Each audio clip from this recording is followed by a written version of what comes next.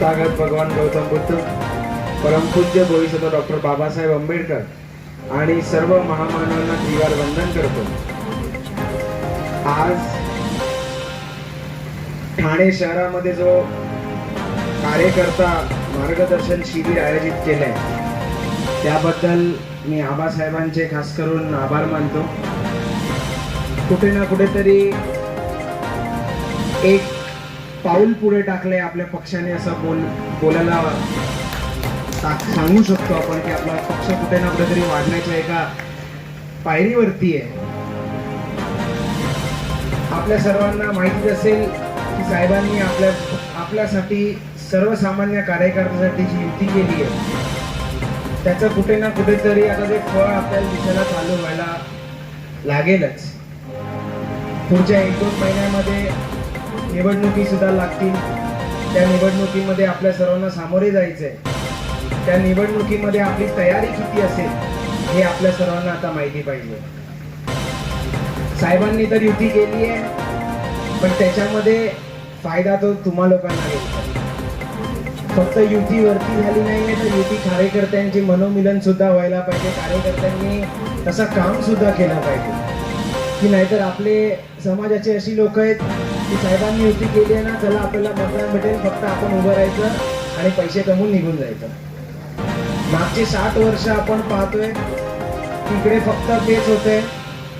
कुठल्या तरी शेवटच्या क्षणाला 1 महिन्याआधी कुठेतरी आपण पक्षासोबत युती करतो, आपला उमेदवार उभा करतो, पण ज्याच्यावर युती करतो तो आपल्याला मतदान करत नाही आणि आपली समाज असा मतदान करत असतो तो आपलाच माणूस आहे। कुठे ना कुठेतरी आता आपल्या कार्यकर्त्यांनी आणि आपल्या लोकांनी विचार करायला पाहिजे की आपण आपला स्वतःचा पक्ष कसा खंबीरपणे उभा करायला पाहिजे। आज सगळे इकडे उपस्थित आहेत त्या सर्वांचे सुद्धा आभार मानतो। तुम्ही लोक खूप वेळ उपस्थित राहिलात आणि माझ्यासाठी सुद्धा थांबलात आणि आबासाहेबांचे सुद्धा आभार मानतो की तुम्ही एवढ्या लोकांना इकडे थांबवून ठेवलं आणि तुम्ही सगळे थांबलात, त्याबद्दल सुद्धा तुमचे आभार मानतो। कारण की सध्याची आपल्या सर्वांना परिस्थिती माहितीच असेल, कार्यकर्ता टिकवणं हे खूप कठीण गोष्ट झाली आहे। एक कार्यकर्ता सुद्धा टिकवणं हा आताच्या काळाला पैशाची गरज आहे। आपला समाज असा आहे जो कुठल्याही कार्यकर्त्यांना कधी पैसा देऊन बोलवत नाही। हा जो कार्यकर्ता येतो तो स्वकष्टाने येतो, महिनाभर जो पैसा कमवतो तो बाजूला ठेवतो आणि जो काय खर्च असेल तो समाजाला देतो आणि बाबासाहेबांची जयंती असेल, कुठलीही जयंती असेल, कुठले सण असतील ते साजरे करतो।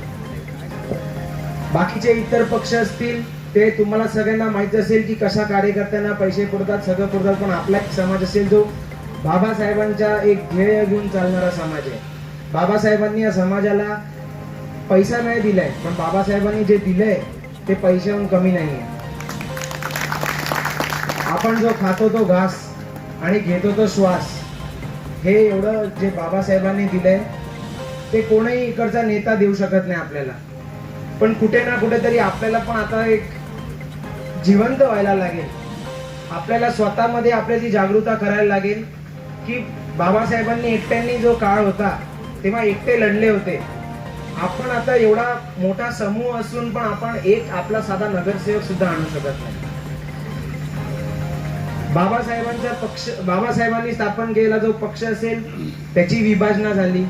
बाबासाहेबांच्या नावावरती अनेक लोक मतदान सुद्धा घेऊन जातात। एवढंच नाही तर बाबासाहेबांच्या नावावरती दुसऱ्या राज्यांमध्ये सरकार सुद्धा स्थापन होतं।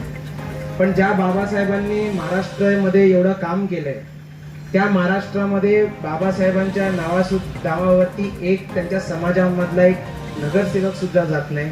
ही कुठेतरी एक खंताची गोष्ट आपल्याला वाटायला पाहिजे। समाजकारण तर आपण सगळेच करतो पण कुठे ना कुठेतरी कार्यकर्त्यांनी तर राजकारणात पडायला पाहिजे। हा कार्यकर्ता जो इकडे उपस्थित आहे आणि बाहेर सुद्धा जो आहे, अख्ख्या ठाण्यामध्ये असेल, महाराष्ट्रामध्ये असेल, मुंबईत असेल, आपला समाज असा आहे जो छोटी छोटी कामं करून खुश असतो। चला आपण स्थानकाला बाबासाहेबांचं नाव देऊ, आपण या रस्त्याला बाबासाहेबांचं नाव देऊ, आपण हे टेंडर घेऊ बाबासाहेबांच्या नावाचं, इकडे बुद्ध विहार बांधू गौतम बुद्धांचं। पण ही सगळी छोटी छोटी कामं तर आपण बाबासाहेबांच्या नावावरती करूनच घेऊ, पण कधी ना कधीतरी आपल्याला आता ही वेळ यायलाच लागेल आणि आपल्याला सुद्धा हे सांभाळून घ्यावं लागेल की आपला माणूस कधी हक्काचा माणूस सत्तेत जातो आणि ते सत्तेचं जे काय जे चाटायचं जे असतं ते कधी चाटतो आणि त्याला ती भान लागेल की सत्ता नक्की काय असते आणि सत्तेमधलं जे वर्चस्व असतं ते नक्की कसं असतं हे कधी ना कधीतरी आपल्या कार्यकर्त्याला समजायला पाहिजे. हा जो निर्णय घेतलाय तो त्याच्यासाठीच निर्णय घेतलाय. आपण आता जी युती केली आहे ती खास करून तुमच्या सर्वसामान्य कार्यकर्त्यांसाठी केली आहे, या पदाधिकाऱ्यांसाठी केली आहे.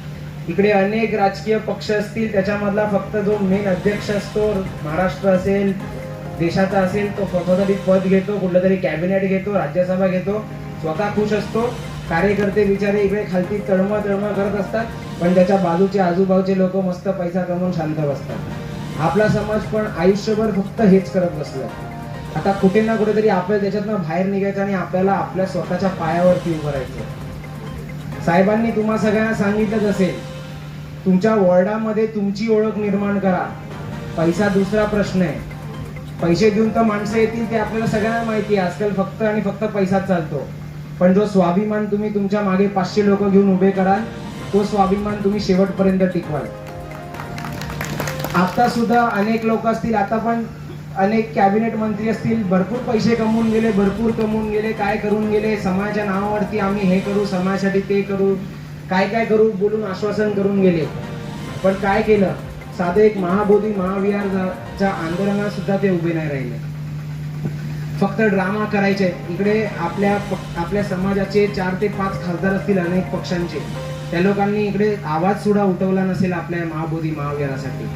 आपल्या समोर महाबोधी महाविहार आत्ता आलंय, पण जेव्हा बाबासाहेबांनी घटना लिहिली तेव्हा तो जो कायदा आहे तो रद्द झाला हवा होता.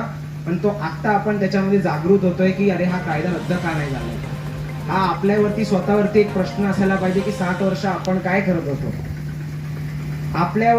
आपल्या समाजावरती हा एक कलंक लागलेला काही लोक असतील, काही लोक आहेत जी फक्त आणि फक्त समाजाच्या नावाखाली पैसे वळगवतात आणि स्वतः खुश आहेत, पण कार्यकर्त्याला काही करू देत नाहीये. इकडे बाबासाहेबांनी दिलेले अनेक योजना असतील, बाबासाहेबांनी केलेले अनेक कार्य असतील, महिलांसाठी असतील, पुरुषांसाठी असतील, येणाऱ्या पुढच्या पिढीसाठी असतील, मोफत शिक्षण असेल, महिलांसाठी रोजगार असेल, महिलांसाठी अनेक गोष्टी असतील, पण त्या आपल्या कार्यकर्त्याला, सामान्य कार्यकर्त्याला माहीत सुद्धा नाहीये. ह्याचं मेन कारण म्हणजे आपण लोक आहोत. आपली आधीची पिढी आहे ती आहे, कारण की आपल्या आधीच्या पिढीने कधी स्वतः सुद्धा जाणून घेतलं नाही आणि त्यांच्या येणाऱ्या आपल्या पिढीला सुद्धा जाणून घेतलं नाही. आजच मी आता भांडूप मधनं आलो, तिकडे एका व्यक्तींनी भाषण केलं की जो कार्यक्रमाचा जो सगळा जो रूपरेषा होती ती मी सगळ्या युवा पिढींवरती सोडून दिली. त्या युवा पिढींचं वय 27 ते 28 होतं. हा कुठेतरी आपला एक खूप मोठा फेलियर आहे. तुम्ही बाकीचे पक्ष बघाल, पक्ष सोडा, बाकीचे जो RSS सारखी संघ बघाल, त्यांचे पोरं 5-5, 6-6 वर्षाचे असल्यापासून ते लोक त्यांच्या संघाच्या ऑफिसमध्ये त्यांना नेऊन शिकवतात. आपण कुठेतरी आपल्या पोरांना 5-6 वर्षाचं झाल्यानंतर कधी विहारात तरी नेतो का? आपण कधी बौद्ध धम्म काय आहे हा तरी शिकवतो का? कधी बाबासाहेबांनी या देशाला नाही पण या समाजासाठी काय केलं तेवढं तरी शिकवा. पण बाबासाहेबांचं कार्य फक्त या समाजासाठी नाहीये. अनेक आंबेडकरी नेत्यांनी इकडे फक्त बाबासाहेबांना एका समाजासाठी निगडीत करून ठेवले. पण बाबासाहेबांचं जर तुम्ही नक्की वाचाल किंवा बाबासाहेब जर समजायला लागतील तर तुमचं अख्खं आयुष्य जाईल. तुमच्या 7 पिढ्या जातील, तुम्हाला तरी बाबासाहेब समजणार नाही. ज्या माणसाने एकट्या माणसाने त्याच्या कमी वयापासून जो अन्याय सहन केला, तो त्या वयामधून निघाल्यानंतर परदेशी जाऊन शिक्षण केलं. एकुलता एक त्या समाजामधला असा माणूस होता ज्याने एवढं पुढे ध्येय घेऊन कुठे ना कुठेतरी सगळ्यांना मागे लोकांना पाठ दाखवून पुढे निघून जाऊन बाहेरच्या देशामध्ये शिक्षण घेतलं आणि एक कुठे ना कुठेतरी एक अस्तित्व सेट केलं की जर मी करू शकतो तर हा समाज का नाही करू शकत. आणि आता जर तुम्ही बघत असाल तर आपली येणारी जी पिढी आहे ती पिढी काय येडी गवाळी पिढी नाहीये. या पिढीला सगळं समजतं, या पिढीला काय करायचंय हे सुद्धा माहिती असतं, पण त्या लोकांना नीट मार्गदर्शन करणारी लोक नाहीयेत. आताची येणारी पिढी आहे त्या लोकांना दुसऱ्या गोष्टींना फक्त भरकटण्यावर जातं. आत्ताच खूप महिन्यांपूर्वी वर्षांपूर्वी आपल्या ज्या समाजाची जी 16-17 वर्षाची पोरं असतील, त्यांचं वय सुद्धा नसेल शाळेत जाण्याची पोरं असतील, त्या पोरांना व्यसनामध्ये लावून टाकायचं, त्या पोरांना दुसरीकडे आमदार खासदाराच्या मागे पळवून लावायचं. दिवसाला चल 1000 रुपये घे रे बाबा, तू खुश राहा. तो पोरगा पण काय बोलतो, बाबा काय नाही तर दिवसाला 1000 रुपये तरी भेटतात, तसंही काय नाही भेटत, 1000 रुपये तरी खुश राहील. आणि या समाजाला, आपल्या समाजाला कुठे ना कुठेतरी भरकवण्याचं काम हे इकडचं मनुवाद सरकार करते. आपल्याला आपल्या येणाऱ्या पिढीला एक शिकवण द्यायची आहे, ती म्हणजे बाबासाहेब आणि बुद्धिझम.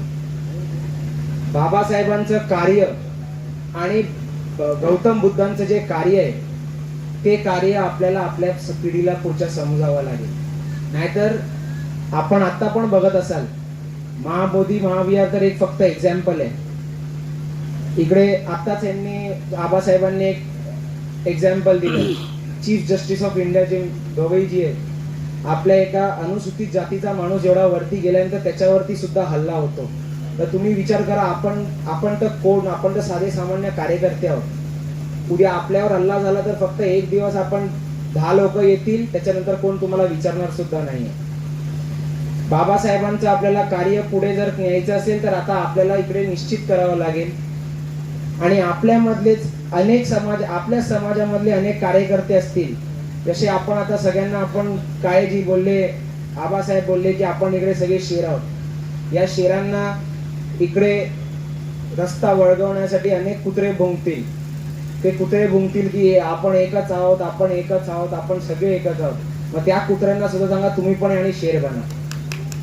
कारण जोपर्यंत हा समाज बाबासाहेबांनी निर्माण केलेला, या समाजाला एवढं दिले देणगी आहे, त्या समाजाची लोक जोपर्यंत शेर बनत नाही आणि ती शेर सगळे एकसाथ येत नाही, एका नेतृत्वाखाली येत नाही, एका निळ्या झेंड्याखाली येत नाही, तोपर्यंत तो माणूस आणि आपला समाज हा कधीच सत्तेत जाऊ शकणार नाही. मागच्या 60-70 वर्षापासून आपण स्वतः सगळेच बघत असाल, इकडच्या आजी असतील, आजोबा असतील, सगळे असतील, पुरुष असतील, महिला असतील, या सगळ्यांनी बघितलं असेल. कधीतरी तुम्ही आपला हक्काचा नगरसेवक तरी आपल्या समाजाचा बघितलाय का? कधीतरी बघितलं? साधा नगरसेवक जाऊ दे, साधा इकडच्या आपल्या ह्याच्यामध्ये साधा एक कुठला तरी या छोट्या DPDC सारख्या ह्याच्यामध्ये कधी आपला माणूस बघितलाय गेलेला? तर अनेक गोष्टी अशा आहेत जिकडे आपल्या लोकांना एकसाथ येऊन आता काम करावं लागेल. आणि विचार करा तुम्ही, इकडे ज्या बाबासाहेबांनी 60 वर्षापूर्वी ज्या मराठा समाजाला आरक्षण देत होते, आणि तेव्हा ते लोक हावहुई करून आम्हाला काय गरज नाही, आम्ही काय छोटे नाही, आणि आज तीच लोक आम्हाला आरक्षण हवंय म्हणून रडतायत. आणि ज्या लोकांना अजून बाबासाहेब समजत नाहीयेत, आणि आता जसे जसे समजतात की बाबासाहेबांचं कार्य जेवढं मोठं आहे, आणि ज्या अनेक नेत्यांनी, मागच्या नेत्यांनी बाबासाहेबांना एका समाजासाठी निगडीत केलं, ती कुठे ना कुठेतरी आता बदलतंय. अनेक समाजाचे लोक असतील, फक्त बौद्ध समाजाचे लोक नाहीयेत, जैन असतील, पारसी असतील, ख्रिश्चन असतील. आज तर सकाळी ऑफिसमध्ये होतो, साहेबांना गोव्यामधली लोक भेटायला आलेली. साहेब आम्हाला गोव्यामध्ये तुमची पक्ष उघडायचा आहे. तर जसं जसं लोक बाबासाहेबांना वाचतायत, तसं तसं लोकांना बाबासाहेब समजतायत. आणि जसं आपण पण आपल्या पुढच्या पिढीला बाबासाहेब सांगू, तसं तसं त्या पिढीला बाबासाहेब समजेल. आणि बाबासाहेब जोपर्यंत या पिढीला समजत नाही, तोपर्यंत नुसते हे लोक, आपल्या समाजाची युवा पिढी असेल ती नेत्यांच्या मागे फिरत राहील, निळ्या झेंडा घेऊन फक्त 14 एप्रिलला असे फिरत राहतील. 1-2 ते काय नवीन नशे असतात ते करत बसतील, आणि रात्रंदिवस एक करत नुसते फिरत बसतील, हिंडत बसतील. त्याच्याने या इकडच्या सत्ताधारी पक्षांचा काही नुकसान होणार नाही, नुकसान आपल्या समाजाचं होणार आहे आणि बाबासाहेबांच्या संविधानाचं होणार आहे. हे कुठेतरी आपल्याला लक्षात घ्यावं लागेल. अनेक लोकांनी भरपूर मार्गदर्शन केलंय, इथे शिबिराबद्दल मार्गदर्शन केलंय. आता आपल्याला वेळ आली आहे की कुठे ना कुठेतरी आपल्या सर्वांना एक धर्म नाही बघून किंवा एक जात बघून नाही, तर कुठेतरी आपल्याला बाबासाहेबांचे जे फ्युचर आहे, बाबासाहेबांनी जे मागचं कार्य केले, ते आपल्याला सगळ्या समाजांमध्ये पोचवायचं काम करायचंय. ही जी युती आहे ती लोकांना पटवून द्यायची आहे की ही युती का केली आपण. आपल्या समाजाचे लोक बोलतील, अरे बाबा ही पैसे घेतले असतील, ते घेतले असतील, असं केलं असेल. अरे ज्या माणसाने 12.5 एकरची जमीन 2012 साली त्या काँग्रेसच्या नेत्यांच्या कुठे कुठे लाता घालून ती जमीन नाही सोडली बाबासाहेबांच्या आंतरराष्ट्रीय स्मारकासाठी, तो माणूस आपल्या सामान्य कार्यकर्त्यासाठी काही सेटलमेंट करेल का? ज्या माणसाचं कधी बहुजन पंचायत समितीमध्ये काही त्याचं एक पाय सुद्धा नव्हतं, त्या माणसाने अख्खा बहुजन पंचायत समिती तसं एक स्वतः सभासद बनून त्याच्यामध्ये इलेक्शन लढून त्याच्यामध्ये आता सभापती बनून अख्खं एक 6-7 मजल्याचं एक स्मारक बांधलं. असा माणसाला जर ज्या आपल्या समाजाची लोक असतील ती लोक विरोध करतील, कारण की त्यांच्या कुठे ना कुठेतरी पायावरती आणि पोटावरती खंजीर बसतोय की अगर जर आनंदराज आंबेडकर जर नेतृत्व करायला लागला, जर एक माणूस ज्या माणसाकडे सत्ता नव्हती त्या माणसाने बाबासाहेबांचे आंतरराष्ट्रीय स्मारक बांधू शकतो, जो माणूस बाबासाहेबांनी आणि भैयासाहेबांनी स्थापन केलं बहुजन पंचायत समिती स्वतःच्या ताब्यात घेऊ शकतो, जो माणूस डॉक्टर बाबासाहेब आंबेडकरांनी स्थापन केलं पीपल्स एज्युकेशन सोसायटी जी स्वतःच्या ताब्यात घेऊ शकतो, तो माणूस जर सत्तेत गेला तर आपल्या लोकांचं काहीच खरं होऊ शकत नाही. म्हणून आपल्या लोकांना आता कुठे ना कुठेतरी विचार करावा लागेल. तुम्ही सगळे तर एक सुरुवात आहात, तुम्ही लोक 100 लोकांच्या पर्यंत पोहोचायला पाहिजे.